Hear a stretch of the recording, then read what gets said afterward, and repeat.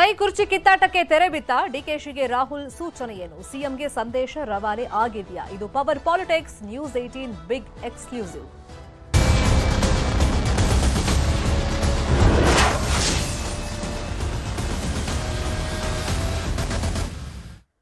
ಕಾಂಗ್ರೆಸ್ನಲ್ಲಿ ಕುರ್ಚಿ ಕೋಲಾಹಲ ತಣ್ಣಗಾಗುವಂತ ಲಕ್ಷಣಗಳು ಸಿಕ್ಕಿದ್ಯಾ? ಕ್ಲೈಮ್ಯಾಕ್ಸ್ ಈಗ ಸಿಗುತ್ತಾ ಅಂತ ಹೇಳಿ ಕುತೂಹಲ ಇದೆ. ಕಾರಣ ಈ ಕುರ್ಚಿ ಗೊಂದಲದ ಒಂದು ಚೆಂಡೇನಿದೆ ಅದು ಹೈಕಮಾಂಡ್ನ ಅಂಗಳದಲ್ಲಿ ಈಗಿದೆ. ದೆಹಲಿಯಲ್ಲೇ ಡಿಸಿಎಂ ಡಿಕೆ ಶಿವಕುಮಾರ್ ಬೀಡ್ಬಿಟ್ಟಿದ್ದಾರೆ. ಜಾರ್ಜ್ ಅವರಿಂದ ಮಾಹಿತಿ ಪಡ್ಕೊಂಡಿದ್ದಾರೆ ರಾಹುಲ್. ಸಿದ್ದರಾಮಯ್ಯ ಪರವಾಗಿ ಆಪ್ತ ಸಚಿವರು ತಮ್ಮ ಬ್ಯಾಟ್ ಬೀಸುವಂತ ಕೆಲಸವನ್ನ ಮುಂದುವರೆಸಿದ್ದಾರೆ. ದೆಹಲಿಗೆ ತೆರಳೋದಕ್ಕೆ ಸಜ್ಜಾಗ್ತಾ ಇದ್ದಾರೆ ಸಚಿವ ಸತೀಶ್. ಜನವರಿ 21 ಅಥವಾ 22ನೇ ತಾರೀಕು ದೆಹಲಿಗೆ ಹೋಗ್ತಾರಂತೆ. ಇನ್ನೊಂದು ಕಡೆ 2028ರವರೆಗೆ ಅಂದ್ರೆ ಈ ಅವಧಿಯನ್ನ ಸಿಎಂ ಆಗಿ ಸಿದ್ದರಾಮಯ್ಯ ಅವರೇ ಪೂರ್ಣಗೊಳಿಸ್ತಾರೆ ಅಂತೇಳಿ ಜಮೀರ್ ಅಹಮದ್ ಖಾನ್ ಹೇಳಿದ್ದಾರೆ. ಹೈಕಮಾಂಡ್ ಏನ್ ಹೇಳುತ್ತೋ ಅದನ್ನ ನಾವು ಕೇಳ್ತೀವಿ. ಬೀದಿ ದಾಸಯ್ಯನನ್ನ ಸಿಎಂ ಮಾಡಿದ್ರು ನಾವು ಒಪ್ಕೊಳ್ತೀವಿ, ಅದು ಹೈಕಮಾಂಡ್ ನಿರ್ಧಾರ, ನಾವು ಅದಕ್ಕೆ ಒಪ್ತೀವಿ ಅಂತೇಳಿ ಜಮೀರ್ ಹೇಳಿದ್ದಾರೆ.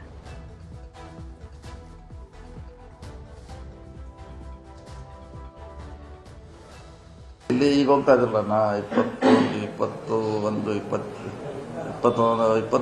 ಹೋಗ್ತಾ ಇದ್ವಿ. ರಾಹುಲ್ ಗಾಂಧಿ ಅವರು ಭೇಟಿ ಮಾಡ್ತೀವಿ? ಇಲ್ಲ ರಾಹುಲ್ ಗಾಂಧಿ ಇಲ್ಲ. ನಮ್ಮ ಜನರಲ್ ಸೆಕ್ರೆಟರಿ ಭೇಟಿ ಐತಿ. ನಮ್ಮ ಇಲಾಖೆ ಕಾಮಗಾರಿಗಳಿದೆ, ಬೇರೆ ಬೇರೆ ಕಾಮಗಾರಿ ನಮ್ಮ ಇಲಾಖೆಗೆ ಸಂಬಂಧಪಟ್ಟಂತೆ ಇಶ್ಯೂಸ್ ಇದೆ. ಸೊ ಅದನ್ನ ಅಟೆಂಡ್ ಮಾಡ್ಲಿಕ್ಕೆ ಹೋಗ್ತಾ ಇದ್ವಿ. ಹೋದಾಗ ಸ್ವಾಭಾವಿಕವಾಗಿ ಜನರಲ್ ಸೆಕ್ರೆಟರಿ ಭೇಟಿ ಆಗ್ತೀವಿ. ಸಾಧ್ಯ ಅಧ್ಯಕ್ಷ ಸಿಕ್ಕರೆ ಅಧ್ಯಕ್ಷ ಭೇಟಿ ಆಗ್ತೀವಿ. ನವಂಬರ್ ಕ್ರಾಂತಿನೂ ಇಲ್ಲ, ಪ್ರಾಂತಿನೂ ಇಲ್ಲ. ಈ ಯಾರು ನವಂಬರಲ್ಲಿ ಕ್ರಾಂತಿ ಅಂದವರು ಅವ್ರಿಗೆ ನವಂಬರ್ ಆದಮೇಲೆ ಬೇದಿವಾಂತಿ ಶುರು ಆಗ್ತದಂತ ಅವತ್ತೇ ದಿಲ್ಲಿಯಲ್ಲಿ ಹೇಳಿದೆ. ನವಂಬರ್ ಹೋಯ್ತು, ಡಿಸೆಂಬರ್ ಹೋಯ್ತು, ಈಗ ಸಂಕ್ರಾಂತಿ ಹೋಯ್ತು, ಯುಗಾದಿ ಹಬ್ಬಕ್ಕೆ ಕಾಯ್ತಾ ಇದ್ದಾರೆ. ನಾನು ಹೇಳ್ತಾ ಇಲ್ಲ ಸರ್, ನನ್ನ ಅಭಿಪ್ರಾಯ 2028ವರೆಗೂ ಮುಖ್ಯಮಂತ್ರಿ ಕುರ್ಚಿ ಖಾಲಿ ಇಲ್ಲ. ಆ ಕುರ್ಚಿಯಲ್ಲಿ ಮನೆ ಸಿದ್ದರಾಮಯ್ಯನೇ ಕೂತಿರ್ತಾರೆ. ಅವ್ರು ಬದಲಾವಣೆ ಮಾಡಬೇಕಾದ್ರೆ ನಮ್ಮಿಂದ, ನಿಮ್ಮಿಂದ, ಪ್ರಸಾದಬ್ಬಯಿಂದ, ಜಬ್ಬಾರೋರಿಂದ ಸಾಧ್ಯ ಅಲ್ಲ. ಇಲ್ಲ, ನಾನು ಹೇಳ್ತಿಲ್ಲ, ನಮ್ಮ ಪಕ್ಷ ಹೈಕಮಾಂಡ್.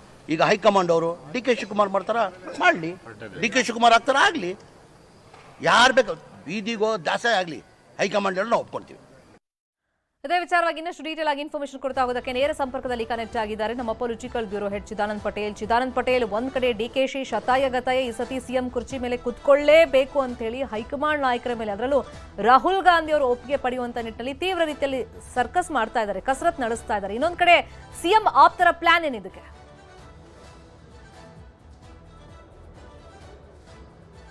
ಶರ್ಮಿತಾ ಶೆಟ್ಟಿ, ನವೆಂಬರ್ ಕ್ರಾಂತಿ ಮುಗಿದು ಹೋಯಿತು. ಡಿಸೆಂಬರಲ್ಲಿ ಅಸೆಂಬ್ಲಿ ಎಲ್ಲವನ್ನು ನುಂಗಿ ಹಾಕಿ ಹೋಯಿತು. ಸಂಕ್ರಾಂತಿಯ ಕನಸು ಕೂಡ ಸದ್ಯಕ್ಕೆ ಕಮರಿ ಹೋಗಿರ್ತಕ್ಕಂಥದ್ದು. ನಂತರ ಮಾರ್ಚ್ 6ನೇ ತಾರೀಕಿಂದ ಬಜೆಟ್ ಅಧಿವೇಶನ ಮಾಡಲಿಕ್ಕೆ ಮುಖ್ಯಮಂತ್ರಿಗಳು ಸದ್ಯಕ್ಕೆ ತೀರ್ಮಾನವನ್ನು ಮಾಡಿರ್ತಕ್ಕಂಥ. ಹಾಗಾಗಿ ಮಾರ್ಚ್ ಅಂತ್ಯವೂ ಕೂಡ ಮುಗಿದ ಕಥೆ ಅಂತಲೇ ಹೇಳಲಾಗ್ತಿದೆ. ಎಲ್ಲದರ ನಡುವೆ ಕೂಡ ಜಿಲ್ಲಾ ಪಂಚಾಯಿತಿ ಮತ್ತು ತಾಲೂಕು ಪಂಚಾಯತ್ ಚುನಾವಣೆ ಮಾಡಲಿಕ್ಕೆ ಈಗಾಗಲೇ ಸರ್ಕಾರ ಅಣಿಯಾಗಿರ್ತಕ್ಕಂಥದ್ದು. ಇದರ ನಡುವೆ ಕೂಡ ಗ್ರಾಮ ಪಂಚಾಯತಿ ಚುನಾವಣೆಯನ್ನು ಸರ್ಕಾರ ಮಾಡುವಂಥ ಅನಿವಾರ್ಯತೆ ಕೂಡ ಇರುವಂಥದ್ದು. ಇದರ ನಡುವೆ ಕೂಡ ಬೆಂಗಳೂರಿನ ಚುನಾವಣೆ ಅಂದರೆ GBA ಚುನಾವಣೆ ಕೂಡ ನಡೆಸುವಂತೆ ಈಗಾಗಲೇ ಜೂನ್ 30ರ ಡೆಡ್ಲೈನನ್ನು ಸುಪ್ರೀಂ ಕೋರ್ಟೇ ಕೊಟ್ಟಿರ್ತಕ್ಕಂಥದ್ದು. ಈ ನಡುವೆ ಕೂಡ 23ನೇ ತಾರೀಕು ಕೋರ್ಟ್ ಇರ್ತಕ್ಕಂಥದ್ದು. ಮೀಸಲಾತಿ ವಿಚಾರದಲ್ಲಿ ಒಂದಷ್ಟು ಗೊಂದಲಗಳಿರ್ತಕ್ಕಂಥದ್ದು, ಆಕ್ಷೇಪಣೆಗಳನ್ನು ಸಲ್ಲಿಸಲಿಕ್ಕೆ ಸೂಚನೆ ಕೊಟ್ಟಿರ್ತಕ್ಕಂಥ. ಹಾಗಾಗಿ ಎಲ್ಲೊಂದು ಕಡೆ ಕೋರ್ಟ್ ಮುಖಾಂತರ ತಡೆಯಾಜ್ಞೆ ತಂದರೂ ಕೂಡ ಆಶ್ಚರ್ಯಪಡಬೇಕಾಗಿಲ್ಲ.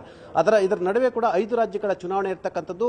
ಕೇರಳ, ತಮಿಳುನಾಡು, ಪುದುಚೇರಿ, ಅಸ್ಸಾಂ ಮತ್ತು ವೆಸ್ಟ್ ಬೆಂಗಾಲ್ ಚುನಾವಣೆ ಕೂಡ ಇರ್ತಕ್ಕಂಥದ್ದು. ಈ ಚುನಾವಣೆ ಜವಾಬ್ದಾರಿಯನ್ನು ಕರ್ನಾಟಕದ ಅನೇಕ ನಾಯಕರುಗಳಿಗೆ ವಹಿಸಿರ್ತಕ್ಕಂಥದ್ದು ಶರ್ಮಿತಾ ಶೆಟ್ಟಿ. ಕೇರಳ ಚುನಾವಣೆಯ ಅಷ್ಟು ಜವಾಬ್ದಾರಿಯನ್ನು KJ ಜಾರ್ಜ್ಗೆ ವಹಿಸಿದರೆ, ಇನ್ನು ಪಶ್ಚಿಮ ಬಂಗಾಳದ 257 ಸೀಟ್ಗಳ ಹಂಚಿಕೆಯನ್ನು ಕೂಡ ಕರ್ನಾಟಕದ ಹಿರಿಯ ನಾಯಕ ಆಗಿರ್ತಕ್ಕಂಥ BK ಹರಿಪ್ರಸಾದ್ ಅವರಿಗೆ ಸ್ಕ್ರೀನಿಂಗ್ ಕಮಿಟಿಯ ಅಧ್ಯಕ್ಷನಾಗಿ ಮಾಡಿರ್ತಕ್ಕಂಥದ್ದು. ಇನ್ನು ಅಸ್ಸಾಂ ಚುನಾವಣೆ ಕೂಡ ಕರ್ನಾಟಕ ಪ್ರದೇಶ ಕಾಂಗ್ರೆಸ್ ಸಮಿತಿ ಅಧ್ಯಕ್ಷರು ಹಾಗೂ DCM ಆಗಿರ್ತಕ್ಕಂಥ DK ಶಿವಕುಮಾರ್ ಕೂಡ ಸ್ಕ್ರೀನಿಂಗ್ ಕಮಿಟಿಗೆ ಹಾಕಿರ್ತಕ್ಕಂಥದ್ದು. ಈಗಾಗಲೇ ಕೇಂದ್ರದ ವರಿಷ್ಠರು ಕೂಡ 5 ರಾಜ್ಯಗಳ ಚುನಾವಣೆಯ ಟೆನ್ಷನ್ನಲ್ಲಿ ಇರ್ತಕ್ಕಂಥದ್ದು. ಯಾಕಂತ ಹೇಳಿದ್ರೆ ಕೇರಳ ಮತ್ತು ಅಸ್ಸಾಂನಲ್ಲಿ ಎಲ್ಲೊಂದು ಕಡೆ ಕಾಂಗ್ರೆಸ್ಗೆ ಒಂದಷ್ಟು ಗೆಲ್ಲುವ ಅವಕಾಶಗಳಿದೆ ಎಂಬ ಲೆಕ್ಕಾಚಾರ ಇರತಕ್ಕಂಥದ್ದು. ಮತ್ತು ತಮಿಳುನಾಡಲ್ಲಿ DMK ಮತ್ತು ಕಾಂಗ್ರೆಸ್ ಮೈತ್ರಿಕೂಟದಲ್ಲಿ ಚುನಾವಣೆ ಎದುರಿಸಲಿಕ್ಕೆ ಕೂಡ ಸಜ್ಜಾಗಿರ್ತಕ್ಕಂಥದ್ದು.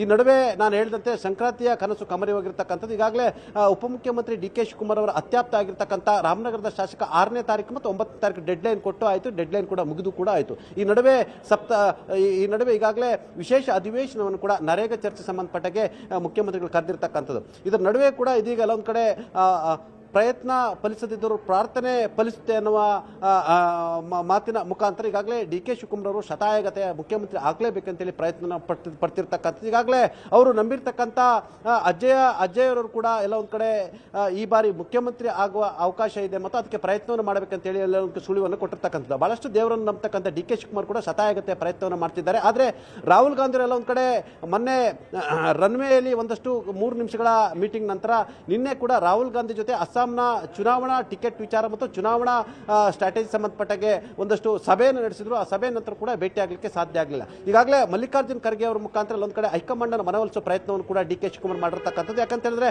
ಮಲ್ಲಿಕಾರ್ಜುನ್ ಖರ್ಗೆ ಅವರು ಕೂಡ ಈ ರಾಜ್ಯದ ಮುಖ್ಯಮಂತ್ರಿ ಆಗ್ತಕ್ಕಂಥ ಅವಕಾಶ ಎಸ್ ಎಂ ಕೃಷ್ಣ ಸಂದರ್ಭದಲ್ಲಿತ್ತು. ಆದರೆ ಎಸ್ ಎಂ ಕೃಷ್ಣರವರು ಅವತ್ತಿನ ಹೈಕಮಾಂಡ್ ಲಾಬಿ ಮುಖಾಂತರ, ಅಹಮದ್ ಪಟೇಲ್ ಲಾಬಿ ಮುಖಾಂತರ, ಗುಲಾಂ ನಬಿ ಆಜಾದ್ ಲಾಬಿಯ ಮುಖಾಂತರ ಮುಖ್ಯಮಂತ್ರಿ ಆದರು. ಆದರೆ ಖರ್ಗೆ ಅವರ ಕನಸು ಕೂಡ ಕಮರೆಯಾಯಿತು. ಆ ಮುಖಾಂತರ ಡಿ ಕೆ ಶಿವಕುಮಾರ್ ಅವರ ಮುಖ್ಯಮಂತ್ರಿ ಮಾಡಿದ್ರೆ ತಮ್ಮ ಪುತ್ರ ಪ್ರಿಯಾಂಕ್ ಖರ್ಗೆ ಅವರನ್ನ ಉಪಮುಖ್ಯಮಂತ್ರಿ ಮಾಡಬಹುದು ಎಂಬ ಲೆಕ್ಕಾಚಾರದಲ್ಲಿರ್ತಕ್ಕಂಥ ಮಲ್ಲಿಕಾರ್ಜುನ್ ಖರ್ಗೆ ಕೂಡ ಪರೋಕ್ಷವಾಗಿ ಡಿ ಕೆ ಶಿವಕುಮಾರ್ ಬೆನ್ನಿಗೆ ನಿಂತರು ಕೂಡ.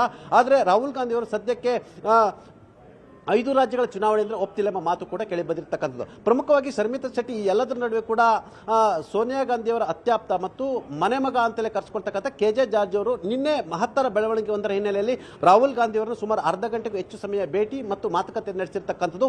ಕೇರಳ ಚುನಾವಣೆಯ ಅಷ್ಟು ವಿವರವನ್ನು ಕೊಟ್ಟಿರ್ತಕ್ಕಂಥದ್ದು. ಇದರ ಬೆನ್ನಲ್ಲೇ KJ ಜಾರ್ಜ್ ಅವರು ಔಟ್ ಆ್ಯಂಡ್ ಔಟ್ ಮುಖ್ಯಮಂತ್ರಿ ಬೆನ್ನಿಗೆ ನಿಂತಿರ್ತಕ್ಕಂಥದ್ದು. ಹಾಗಾಗಿ ನಾಯಕತ್ವ ಬದಲಾವಣೆ ಇಲ್ಲ ಎಂಬ ಮಾತನ್ನು ಹೇಳಿರುವಂಥದ್ದು. ಮತ್ತು ಡಿ ಕೆ ಶಿವಕುಮಾರ್ ಅವರು KJ ಜಾರ್ಜ್ ಮುಖಾಂತರ ಎಲ್ಲ ಒಂದು ಕಡೆ ಹೈಕಮಾಂಡ್ ಮನವೊಲಿಸುವಂಥದ್ದು ಮತ್ತು ಮುಖ್ಯಮಂತ್ರಿಗಳ ಮನವೊಲಿಸುವ ಪ್ರಯತ್ನವನ್ನು ಮಾಡಿದ್ರು. ಆದರೆ KJ ಜಾರ್ಜ್ ರವರು ನಿಮಗೆ ಮುಂದೆ ಅವಕಾಶ ಇದೆ ಅನ್ನೋ ಮುಖಾಂತರ ಮುಖ್ಯಮಂತ್ರಿಯವರ ಬೆನ್ನಿಗೆ ನಿಂತಿರ್ತಕ್ಕಂಥದ್ದು. ಹಾಗಾಗಿ KJ ಜಾರ್ಜ್ ರವರು ಎಲ್ಲೊಂದು ಕಡೆ ಕರ್ನಾಟಕದಲ್ಲಿ, ಎಲ್ಲೊಂದು ಕಡೆ ಈಗಾಗಲೇ ಹಿಮಾಚಲ ಪ್ರದೇಶ ಮತ್ತು ತೆಲಂಗಾಣದಲ್ಲಿ ಮೇಲ್ವರ್ಗದ ಮುಖ್ಯಮಂತ್ರಿಗಳು ಇರ್ತಕ್ಕಂಥದ್ದು. ಹಾಗಾಗಿ ಕರ್ನಾಟಕದಲ್ಲಿ ಹಿಂದುಳಿದ ವರ್ಗದ ಮುಖ್ಯಮಂತ್ರಿ ಇರ್ತಕ್ಕಂಥದ್ದು ಮತ್ತು ಮುಖ್ಯಮಂತ್ರಿ ಸಿದ್ದರಾಮಯ್ಯ ಅವಶ್ಯಕತೆ ಮತ್ತು ಅನಿವಾರ್ಯತೆ ಪಕ್ಷಕ್ಕೆ ಎಷ್ಟಿದೆ ಮತ್ತು ಡಿ ಕೆ ಶಿವಕುಮಾರ್ ಪಕ್ಷಕ್ಕಾಗಿ ಮಾಡಿರ್ತಕ್ಕಂಥ ತ್ಯಾಗ ಹಾಗೂ ಸದ್ಯಕ್ಕೆ ಮುಖ್ಯಮಂತ್ರಿಯವರ ಪ್ರಸ್ತುತತೆ ಎಷ್ಟಿದೆ ಎಂಬುದರ ಸಂಬಂಧಪಟ್ಟಾಗೆ ಈಗಾಗಲೇ ಮುಖ್ಯಮಂತ್ರಿ ಪರವಾಗಿ ರಾಹುಲ್ ಗಾಂಧಿ ಬಳಿ ಬ್ಯಾಟಿಂಗ್ ಮಾಡಿದ್ರೆ ಎಂಬ ಮಾತು ಕೂಡ ಕೇಳಿ ಬಂದಿರತಕ್ಕಂಥದ್ದು. ಹಾಗಾಗಿ ಎಲ್ಲೊಂದು ಕಡೆ ಈಗಾಗಲೇ ಕುರ್ಚಿ ಕಿತ್ತಾಟದ ನಡುವೆ ಪವರ್ ಶೇರಿಂಗ್ ವಿಚಾರ ಸಂಬಂಧಪಟ್ಟಾಗೆ ಡಿ ಕೆ ಶಿವಕುಮಾರ್ ಅವರು ಎಲ್ಲೊಂದು ಕಡೆ ಪರೋಕ್ಷವಾಗಿ ಈಗಾಗಲೇ ಎಲ್ಲ ರೀತಿಯ ಶತ ಪ್ರಯತ್ನವನ್ನು ಮಾಡ್ತಿರ್ತಕ್ಕಂಥದ್ದು. ಆದರೆ ಹೈಕಮಾಂಡ್ ಅಂದ್ರೆ ಪ್ರಮುಖವಾಗಿ ರಾಹುಲ್ ಗಾಂಧಿ ಅವರು ಕರ್ನಾಟಕದಲ್ಲಿ ಆಗಿರ್ತಕ್ಕಂಥ ಬಿಕ್ಕಟ್ಟಿಗೆ ಶಮನ ಮಾಡಲಿಕ್ಕೆ ಇನ್ನೂ ಕೂಡ ಪ್ರಯತ್ನವನ್ನು ಮಾಡಿಲ್ಲ. ಈಗಾಗಲೇ ಇಬ್ಬರು ನಾಯಕರುಗಳಿಗೆ